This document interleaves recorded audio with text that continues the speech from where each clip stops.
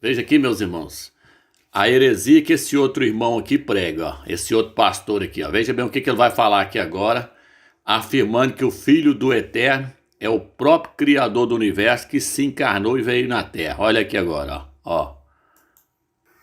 E esse é o grande mistério da encarnação. A pessoa de Jesus Cristo não pode ser dividida assim do tipo 50% Deus e 50% homem.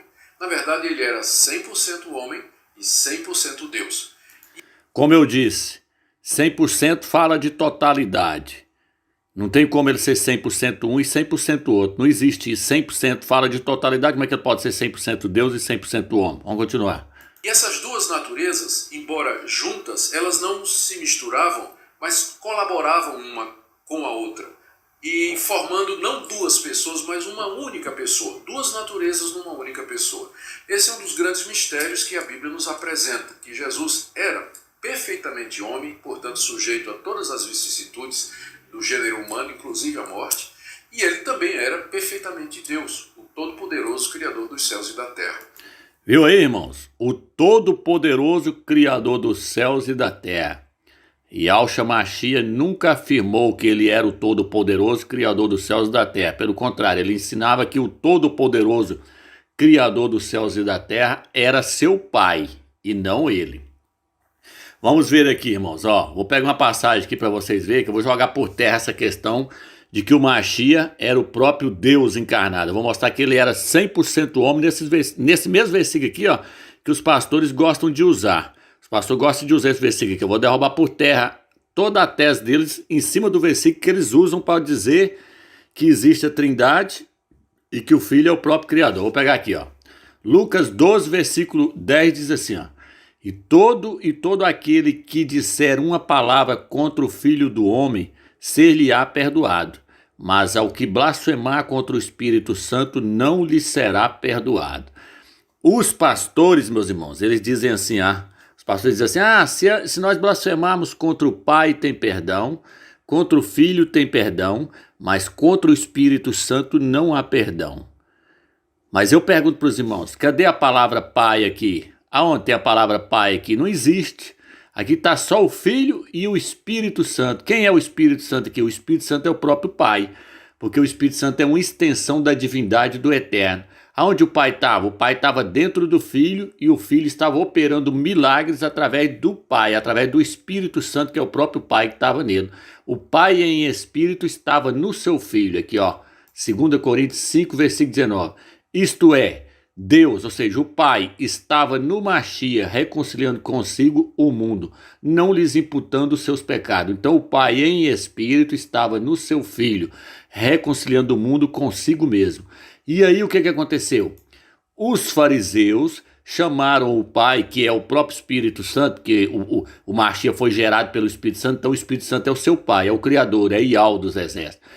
Os fariseus estavam blasfemando contra o Espírito Santo. Blasfemando contra o Espírito Santo, eles não tinham perdão. Por quê? Porque eles estavam blasfemando contra o Eterno, contra o próprio Pai. Aí ele vira e fala assim, lá na escritura está escrito, todo aquele que blasfemar contra o Pai tem perdão. Lá primeiro, ali não aparece a palavra Pai.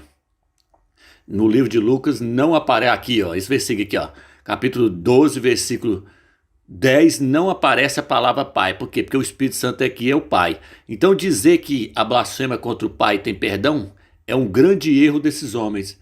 Por quê, Romeus? Porque aqui, ó, olha o que diz aqui, ó. Isso aqui é Levítico, capítulo 24, versículo 11. Ora, o filho da israelita blasfemou o nome e o amaldiçoou. Lá no Velho Testamento, o rapaz blasfemou contra o nome do Eterno, contra o nome de Yahweh. Levaram-no então a Moisés.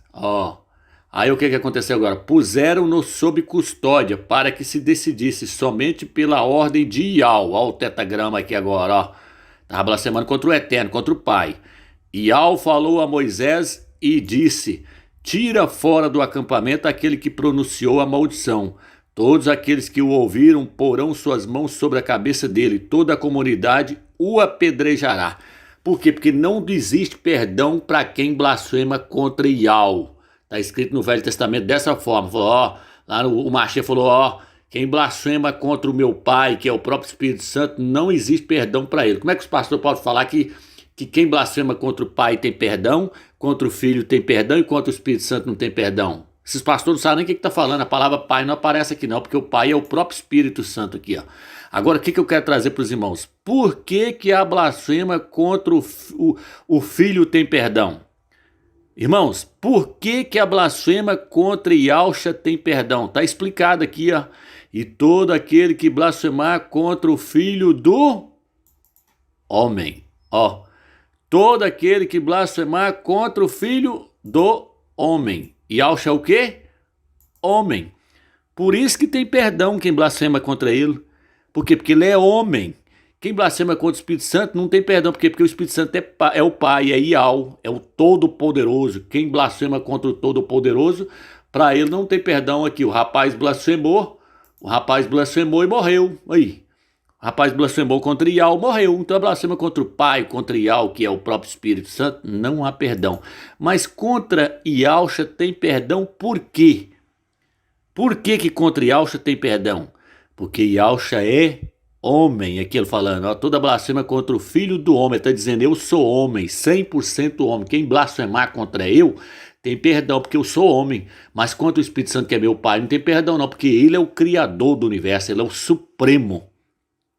Então esses pastores aqui, meus irmãos, não sabem de nada, vamos dar uma continuidade para ver o que ele vai falar aqui agora, aqui ó. Então na cruz do Calvário não houve uma separação de pessoas, mas ali Deus na pessoa de Cristo Jesus, ou o Senhor Jesus sendo Deus, a mesma pessoa experimenta a morte por todo homem. Não é à toa que lá no livro de Atos, no capítulo 20, o apóstolo Paulo diz que se refere à igreja como sendo a igreja que Deus comprou com o seu próprio sangue.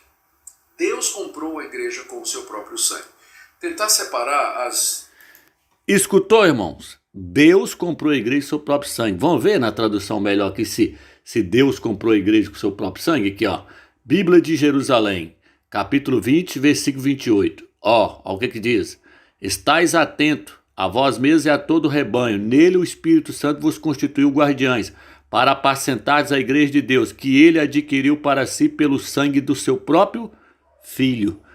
Então quem derramou o sangue foi o Filho, porque o Filho se tornou um homem. O Criador do universo não tem sangue não, ele não é homem, ele nunca se fez homem, ele nunca veio nessa terra, então ele pegou uma tradução paganizada, pegou a Almeida, onde fala que Deus comprou a igreja com seu próprio sangue, aí a Bíblia de Jerusalém falando que não, que o Criador do universo comprou a igreja com o sangue do seu próprio Filho. Vamos ver como é que está na Bíblia King James. A Bíblia King James vai traduzir também, ó, como é que ela põe aí, ó, o Criador, que ó, como os escolhe para pastoreares a igreja de Deus, que ele comprou com o sangue do seu próprio Filho unigênito. Essa é a Bíblia King James. Então, meus irmãos, dá ouvido para esses homens aqui, dar ouvido para Atalia e Jezabel. Você nunca vai sair do vinho da Babilônia. O vinho da Babilônia, ele é estonteante.